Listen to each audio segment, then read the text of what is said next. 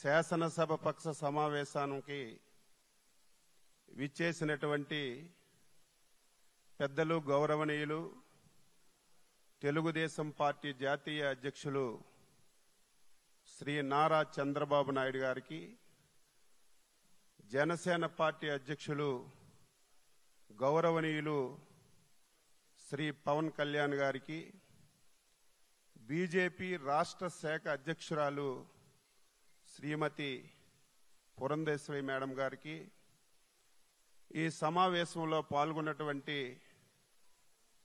Telugu Desam party, Janasena, BJP నా తోటి శాసనసభ్యులందరికీ పేరు పేరున శిరస్సు వంచి హృదయపూర్వకమైనటువంటి నమస్కారాలు తెలియజేస్తున్నాను. దేశ చరిత్రలో ఆంధ్రప్రదేశ్ ఏర్పడిన తర్వాత ఇటువంటి అద్భుతమైనటువంటి విజయం ఇంతవరకు ఎప్పుడు మనం చూడలేదు. అటువంటి విజయాన్ని మనం సాధించాం.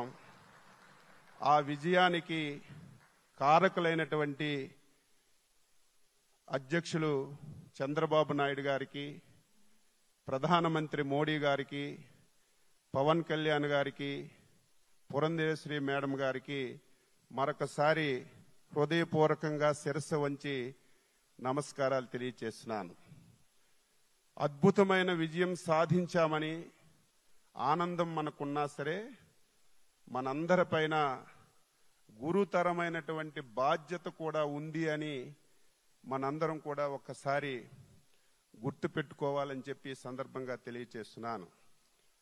ఈ విజయానికి సహకరించినటువంటి 5 కోట్ల మంది ప్రజానీకానికి, తెలుగుదేశం, బీజేపీ, జనసేన కార్యకర్తలకి, నాయకులకి ఈ సమావేశం ద్వారా శిరస్సు వంచి నమస్కారాలు తెలియజేస్తూ, ఈరోజు తెలుగుదేశం పార్టీ శాసనసభ పక్ష నాయకుడిగా శ్రీ నారా చంద్రబాబు నాయుడు గారిని ఏకగ్రీవంగా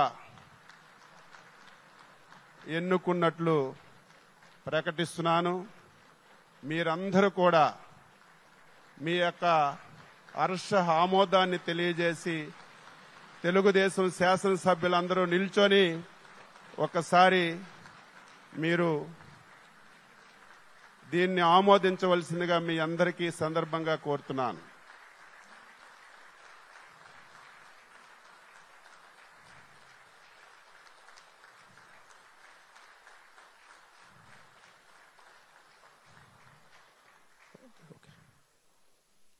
ఇప్పుడు జనసేన అధ్యక్షులు ప్రతిపాదించిన అండి